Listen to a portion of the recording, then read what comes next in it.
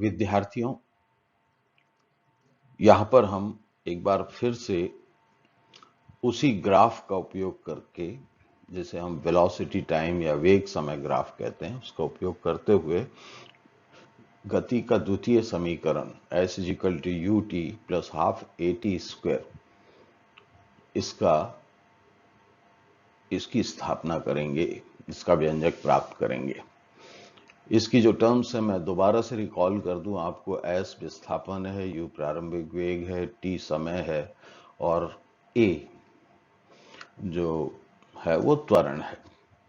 तो ये दूसरा समीकरण तीन चीजों के बीच संबंध स्थापित करता है, s, u, चार चीजों की तरह, a।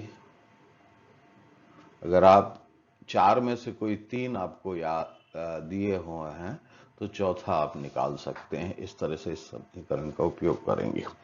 इसके बारे में पहले भी मैंने एक आंकिक वीडियो आपको जारी किया हुआ है और इसमें हम थोड़ा सा ग्राफ में थोड़े से चेंजेस करेंगे।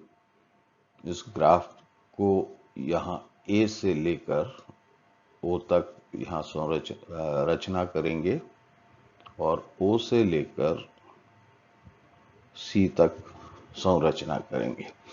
तो ये जो हमारा ग्राफ बन जाएगा, इसमें आप देख सकते हैं दो क्षेत्र आपको दिखाई दे रहे हैं। एक जो है वो त्रिभुजाकार है और दूसरा जो क्षेत्र है वो आयत है। तो आपको मैंने पहले भी बताया था कि विस्थापन जो होता है वो इस पूरे ग्राफ से घिरा हुआ जो क्षेत्रफल है, इसको हम नाम दे दें O A B C। इसका जो क्षेत्रफल है वो विस्थापन के बराबर होता है। ये आप पहले भी एक इस तरह का डेरिवेशन कर चुके हैं। अब इस ग्राफ में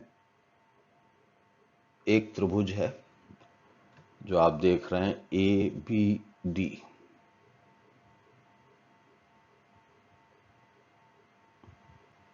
और एक आयत है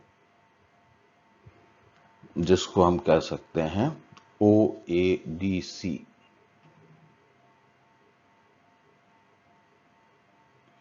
अगर हम इन दोनों का क्षेत्रफल ज्ञात कर लें और उसको जोड़ दें तो हमें ग्राफ का क्षेत्रफल ज्ञात हो जाएगा।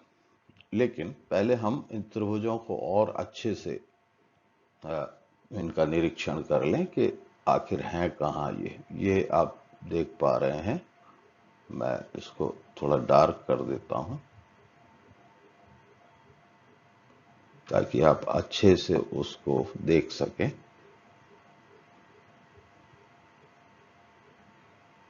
ये हमारा त्रिभुज है जिसका आपको क्षेत्रफल ज्ञात करना है। आप पिछली कक्षाओं में जानते हैं त्रिभुज का क्षेत्रफल क्या होता है, 1/2 आधार गुणित ऊंचाई। तो ये हमारा त्रिभुज है, इसका हम क्षेत्रफल ज्ञात करेंगे और इसका जो क्षेत्रफल है वो होता है 1/2 आधार गुणित ऊंचाई।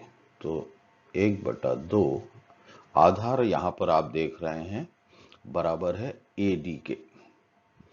तो ये AD क्या है, इसको अगर हम समय रेखा पर देखें आधार को, तो ये है हमारा T1 समय जो कि 0 है और यहां पर T2 को हम मान लेते हैं T।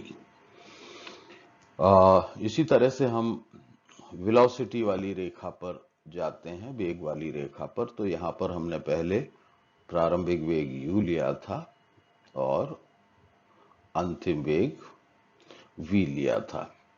तो ये जो है AE ये dB के बराबर है।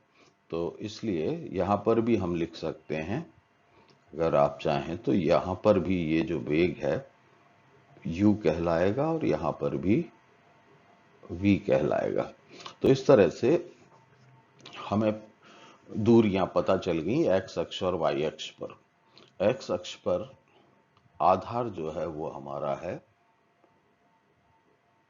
t माइनस 0, क्योंकि हम t2 में से t1 घटा रहे हैं, ये आधार हो गया, गुना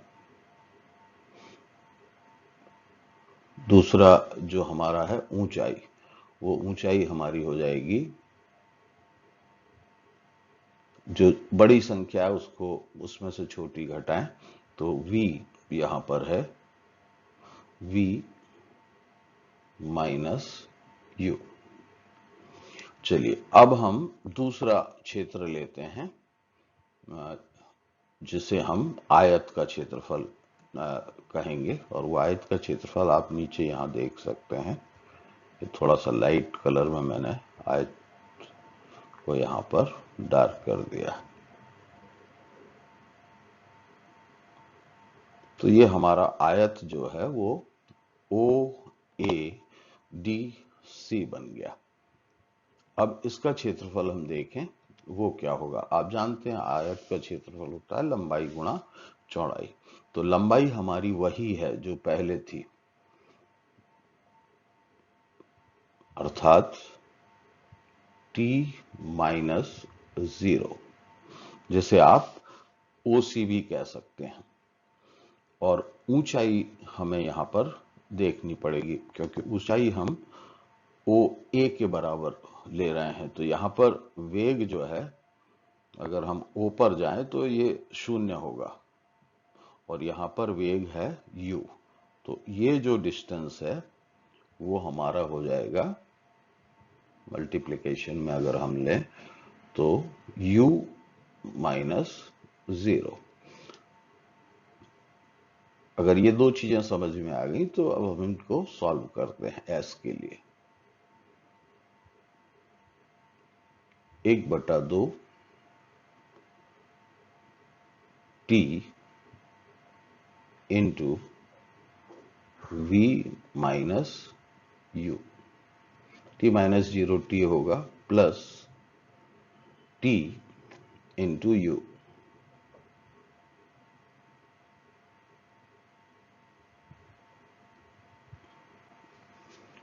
तो ये हमें पता चल गया। थोड़ा सा इसको रीअरेंज करना पड़ेगा। s is equal to u t plus 1/2 v minus u into t. अब देखिए, एक थोड़ा सा हम इसमें इक्वेशन नंबर 1 का यूज करेंगे। इक्वेशन नंबर 1 हमें ये बताती है कि त्वरण क्या होता है। तो हम एक t का नीचे गुणा कर दें और एक t का ऊपर गुणा कर दें, तो ये जो हमें ये जो राशि मिली है यहां पर आप देख रहे हैं, ये राशि अगर आप ध्यान से देखें तो आपने पिछले स्लाइड्स में पढ़ा होगा, a बराबर होता है v minus u into sorry divided by t। तो इस पूरी राशि की जगह हम लिख सकते हैं a। तो s is equal to u t plus 1/2, ये पूरी राशि जो मैंने यहां से उठाई है वो है a के बराबर, और t में t का गुणा किया तो हमें प्राप्त हो गया t²। तो इस तरह से हम गति का द्वितीय समीकरण 3-4 स्टेप्स में प्राप्त कर लेते हैं। मूलतः हमने क्या किया है, दोनों राशियों को जोड़ दिया है। अब इस पर अगर आप आंकिक करना चाहें तो आंकिक हम देख लें, क्योंकि हमारे पास नंबर्स भी हैं। अगर मैं चाहूं कि चली गई दूरी कितनी है तो मैं निकाल सकता हूं। देखिए s is equal to u, u की वैल्यू आप यहां देखिए u की वैल्यू है बिंदु A पर 4। जो कुल समय लगा है 0 से लेकर, यहां आप देख पा रहे होंगे ये 6 यहां पर आपको दिखाई दे रहा है।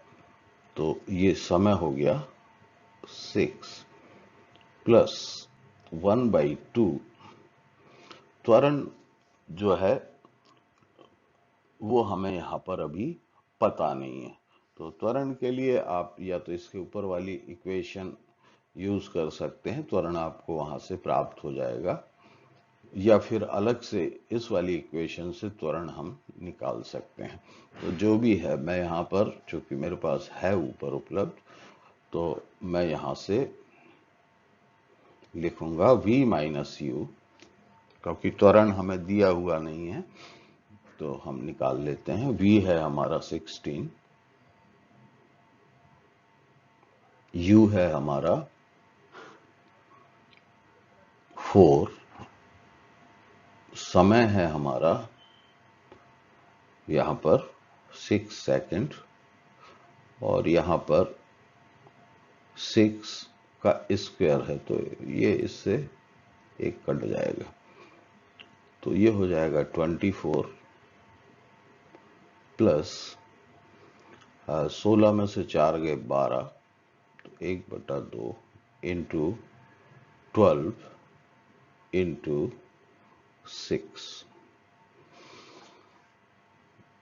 ये 2 से ये कट जाएगा, ये 36 हो जाएगा, ये 24 हो जाएगा। 24 प्लस 36, तो 20 30 50, और ये हो गया 60 मीटर्स। तो जो चली गई दूरी है या विस्थापन है, उसको हम 3 स्टेप में प्राप्त कर सकते हैं कि A से B तक अगर कोई वस्तु इस तरह से त्वरित है तो उसका विस्थापन कितना होगा।